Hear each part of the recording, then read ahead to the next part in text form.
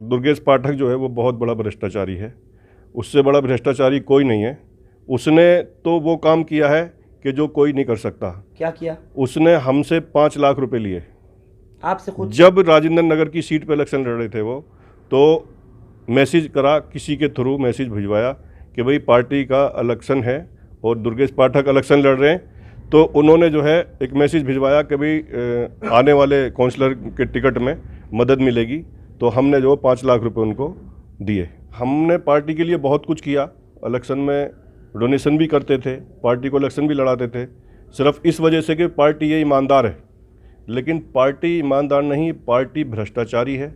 क्यों कि हमने इस 6 महीने के अंदर ये देखा कि पार्टी हर जगह हर मोड़ पर ये भ्रष्टाचार करती है। अब जब मैं इनके अंदर घुसा तो मुझे पता लगा ये कितने बड़े भ्रष्टाचारी हैं और ये पार्टी मुस्लिम और दलित विरोधी बन चुकी है। हिंदुस्तान लाइव पर आप तमाम लोगों का बहुत बहुत स्वागत।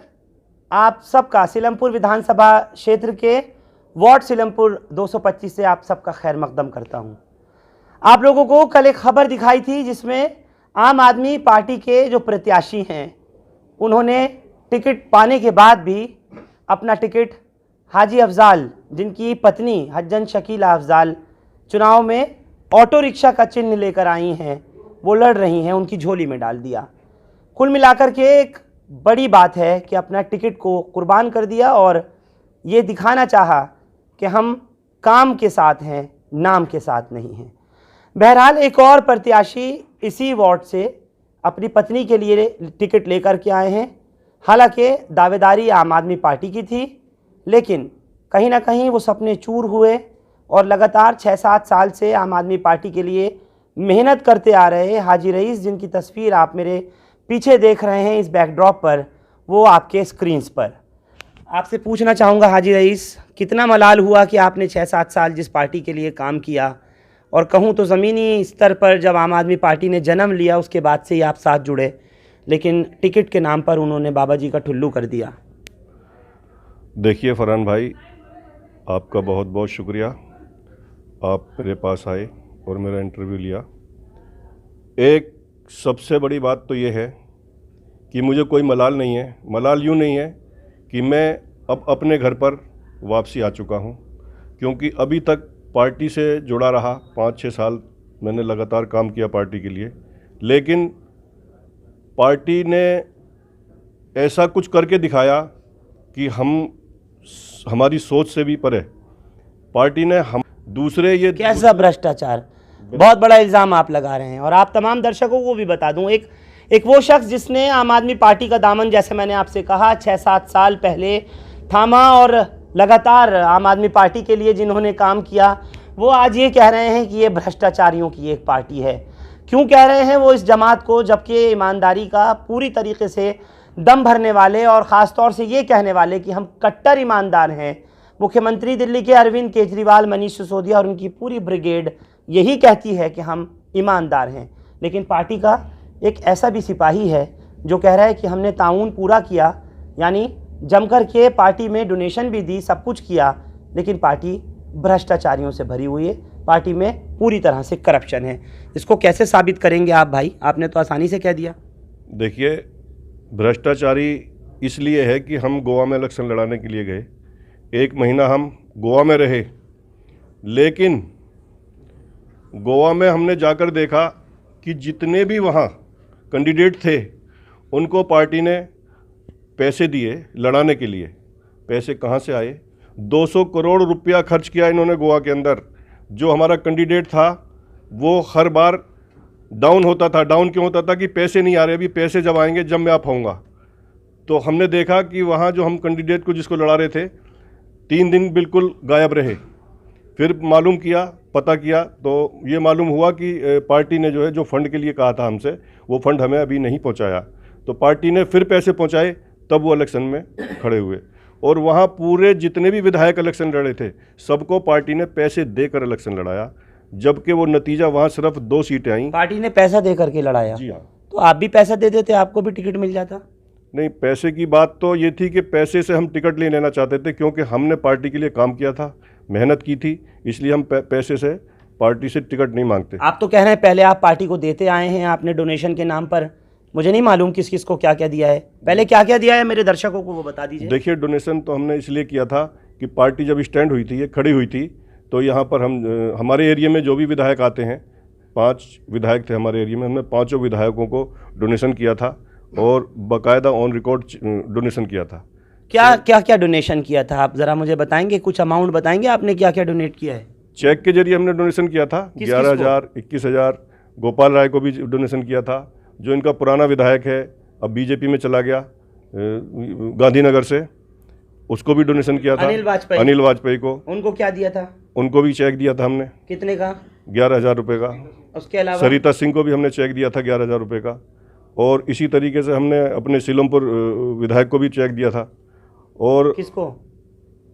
अब्दुल रहमान को। अच्छा, नाम लेते में क्यों गुरेज हो रहा है? नहीं, नाम लेते में नहीं। कितना दिया था? ये बाद की बात है, 51,000 रुपये का। 51,000, अच्छा। और इसी तरीके से हमने पार्टी के लिए जहाँ भी ज़रूरत हुई, जिस तरीके की भी, हमने पूरा मुहैया कराया। दुर्गेश पाठक जो है वो बहुत बड़ा भ्रष्टाचारी है, उससे बड़ा भ्रष्टाचारी कोई नहीं है। उसने तो वो काम किया है कि जो कोई नहीं कर सकता। क्या किया? उसने हमसे 5 लाख रुपए लिए आपसे खुद। जब राजेंद्र नगर की सीट पे इलेक्शन लड़ रहे थे वो, तो मैसेज करा, किसी के थ्रू मैसेज भिजवाया कि भाई पार्टी का इलेक्शन है और दुर्गेश पाठक इलेक्शन लड़ रहे हैं, तो उन्होंने जो है एक मैसेज भिजवाया कि भाई आने वाले काउंसलर के टिकट में मदद मिलेगी। तो हमने जो 5 लाख रुपए उनको दिए, दुर्गेश पाठक को। तो आपने चेक से दिए? नहीं। तो आप 11,000, 51,000 ये सब चेक से दे रहे थे? 5 लाख क्यों चेक से नहीं दिए? अगर मैं आपसे कहूँ आप दिखाइए, तो आज दिखा तो नहीं पाएंगे? हाँ, ये तो दिखा नहीं पाएंगे, लेकिन मैंने अपने हाथ से दिए हैं। और जो 4 आदमी साथ में हैं वो गवाही तो देंगे नहीं अब, क्योंकि पार्टी के नुमाइंदे। तो लेकिन मैंने अपने हाथ से दिए हैं 5 लाख रुपए। और 5 लाख रुपए देने के बाद उन्होंने पूरा विश्वास जताया था कि 100% आपको टिकट देंगे। लास्ट टाइम तक, आखिरी टाइम तक उन्होंने हमें भरोसे में रखा। तो आज आप मतलब हाजी रईस, अगर मैं कहूँ तो आज आपको अगर पार्टी टिकट नहीं दे पाई तो वो भ्रष्टाचारी भी हो गई, वो पूरी तरह से करप्ट भी हो गई, और जो उनकी नीतियां हैं आपने सब उस पर सवाल उठा दिए, और आज एक एक करके पूरे बखिए उधेड़ दिए कि मैंने इसको इतना दिया, उसको इतना दिया, सिर्फ इन उम्मीदों से कि आपको पार्टी टिकट देगी, जो नहीं मिला। देखिए, मैं भ्रष्टाचारी इसलिए कह रहा हूँ कि अब से 6 महीने पहले मुझे इनके चरित्र का पूरा पता लगा। उससे पहले मैं पार्टी में बाहर के बाहर काम करता था, अंदर लोगों में नहीं घुसा हुआ था। अब जब मैं इनके अंदर घुसा तो मुझे पता लगा ये कितने बड़े भ्रष्टाचारी हैं।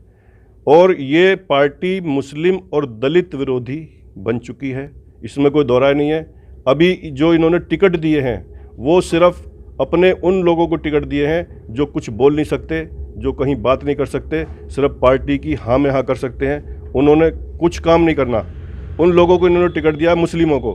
मुस्लिम कोई दमदार, वजनदार, वजूददार अगर था तो उसको टिकट नहीं दिया। हम अपने हक की बात करते यहाँ, इसलिए हमें उन्होंने टिकट नहीं दिया। हम अपने मुस्लिमों के हक की बात करते, अपनी दलितों की हक की बात करते, इसलिए उन्होंने मुझे टिकट नहीं दिया, इसलिए मुझे दरकिनार करा। और आज इंशाअल्लाह 225 वार्ड से वो जीत होने जा रही है कि आम आदमी पार्टी को पता लग जाएगा कि हमने टिकट काटने के बाद कितनी बड़ी गलती करी। कहाँ से पता लग जाएगा? वहाँ के तो जो प्रत्याशी हैं, उन्होंने, मजहर ने अपनी वाइफ का टिकट लेकर आए थे, उन्होंने तो पहले ही जाकर के उस टिकट को सरेंडर कर दिया लाने के बाद भी। तो 10 टिकट भी 250 वार्ड में दिल्ली में चुनाव होना है, और उसमें से आम आदमी पार्टी तो वहाँ वो पहले ही हार गई 1 सीट। ये तो 4 सीट आम आदमी हार रही है, सिर्फ इसी वजह से कि जो कार्यकर्ता थे और जो यहाँ पर लोग हैं, उन्होंने देखा कि आम आदमी पार्टी ने अपना टिकट बेच दिया। पहले तो एक ऐसे कैंडिडेट को टिकट दिया जो कि यहाँ ना वार्ड का था और ना ही उसका कुछ वजूद था, उसको टिकट दिया। दूसरे, उसको टिकट देने के बाद अपना आम आदमी पार्टी के मुखियाओं ने उस टिकट को बेच दिया और उन लोगों के हाथ बेच दिया जो इलाके के अंदर जो सबसे बड़ा भ्रष्टाचारी हैं। कौन है आम आदमी पार्टी के बीच में और टिकट लेने वालों के बीच में लाइजनर कौन है? आप किसको मानते हैं? हालांकि आपके जो विधायक हैं अब्दुल रहमान, वो खुद आम आदमी पार्टी से ही हैं, यहाँ से जीते हुए हैं। आपने पूरा उनके लिए काम किया था और आपने बताया कि उनको भी चुनाव के टाइम में बाकायदा सपोर्ट किया, डोनेशन दिया, सब कुछ किया। है कौन और उनके अलावा टिकट कटवाने में? देखिए आपका टिकट किसने काटा, पहले तो ये बताइए। देखिए टिकट हमारा जो है पार्टी के बड़े बड़े सारे नेताओं ने काटा। आपका रिकमेंड किया गया था यहाँ से विधायक की तरफ से?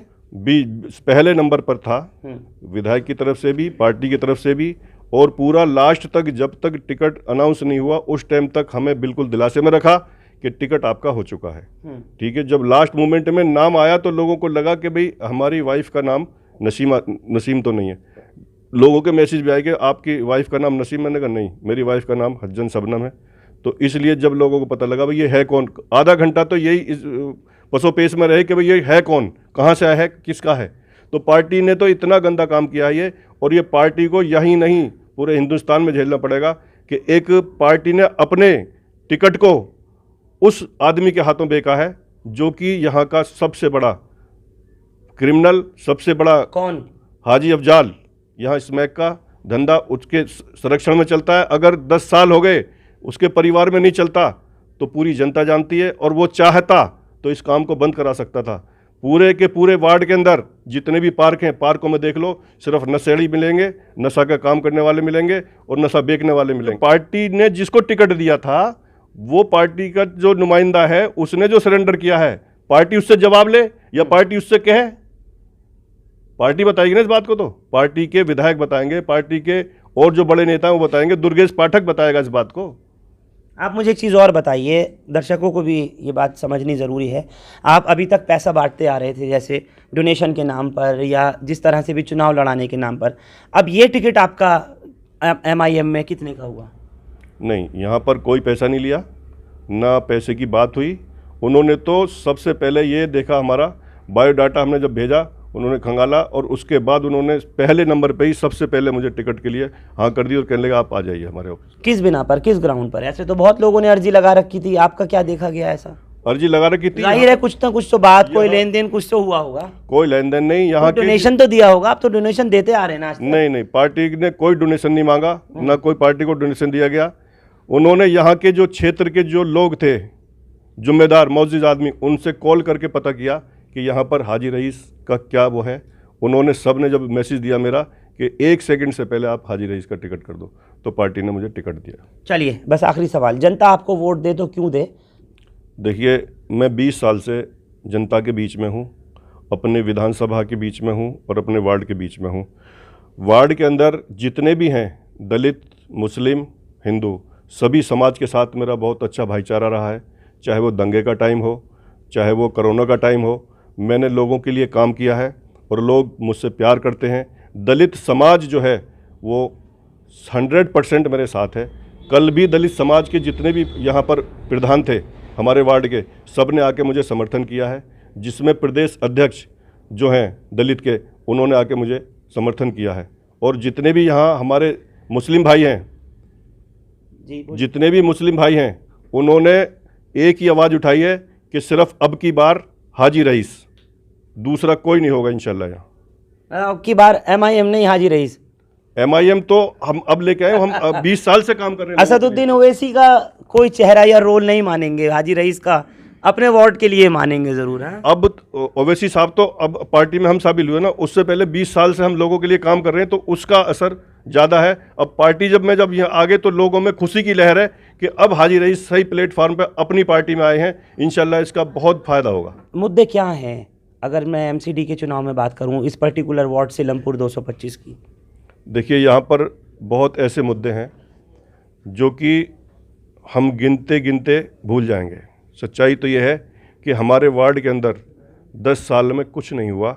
10 साल के अंदर वो बुरा हाल है कि एक तो सबसे पहले आप देखिए CPJ ब्लॉक और J ब्लॉक जो आता है ना, वहाँ पर जाके देखेंगे तो बरसात के अंदर 4-4 फुट पानी गलियों में और लैट्रिनें बहती हुई, वहाँ के बच्चे स्कूल नहीं जा पाते, वहाँ के बच्चियों की शादी नहीं होती, लोग वहाँ रिश्ते करने नहीं जाते, वहाँ के ये हालात देखे हैं। तो लोगों में ये विधायक की जिम्मेदारी नहीं है, ये सबसे पहले उस काउंसलर की जिम्मेदारी है जो वहाँ उसी CPJ ब्लॉक और J ब्लॉक और K ब्लॉक में रहते हैं। सीवर किसके तहत आते हैं? सीवर के अलावा नालियाँ जो हैं, नालियाँ नहीं बना रखी वहाँ। सर, अगर सीवर बंद होगा तो नाली जाम होगी नहीं? देखिए, विधायक भी उनके साथ था। किनके साथ था? काउंसलर के साथ।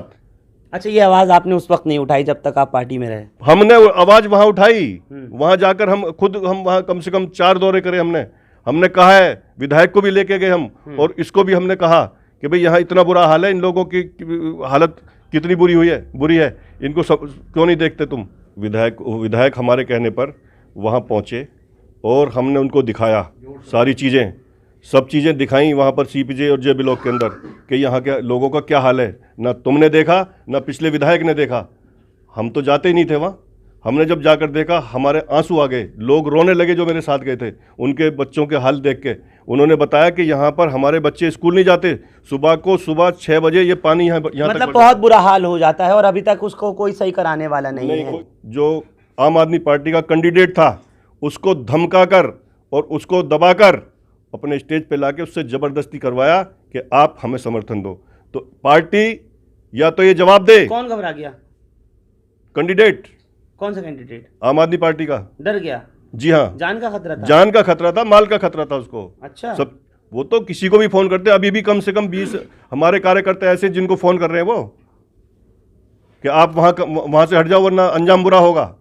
और ये राष्ट्रीय राजधानी दिल्ली है, ये गुंडों का शहर बन गया जो आप कह रहे हैं? ये हमारा इतना आसान है? बदमाशों के ऊपर सर चढ़कर बोल रही है, इसका मतलब? बिल्कुल सर चढ़कर बोल रही है, क्योंकि अब इस चीज़ का इनको भी और हमारे आदमियों को जो फ़ोन कर रहे हैं ये भूल जाएं। ये अब दिल्ली है, ये बदमाशों की दिल्ली नहीं है। इंशाल्लाह ये बदमाशी नहीं चलेगी अब यहाँ। ये हमने और प्रशासन ने ये ठान लिया है कि यहाँ बदमाशी नहीं चलने देंगे। हमारे जो लोगों को फ़ोन आ रहे हैं ना, आज के बाद फ़ोन करके दिखाएं, फिर हम इसका जवाब देंगे। अभी तक जो फ़ोन आया, अभी तक क्या किया? अभी हम इसमें आज उसमें थे, हम अपनी रैली में बिजी थे, और आज हम शाम को जिन जिन लोगों के पास फ़ोन करें हम उसकी कंप्लेंट भी करेंगे। चलिए, बहुत बहुत शुक्रिया हाजी रईस आपका कि आपने अपना कीमती वक्त दिया, और बहुत शुभकामनाएं, all the very best to you कि आप अच्छे वोटों से जीतें और वार्ड 225 सीलमपुर आपकी झोली में आए। बहुत बहुत शुक्रिया। आप तमाम लोगों का भी बहुत शुक्रिया। हिंदुस्तान लाइव फरहान याहिया यूट्यूब पर सब्सक्राइब कर सकते हैं और क्लिक कर सकते हैं बेल आइकन हमारी खबर की पहली नोटिफिकेशन के लिए। फेसबुक पर हमारा page Hindustan live Farhan Yahiya follow और लाइक कर सकते हैं। Thank you for now.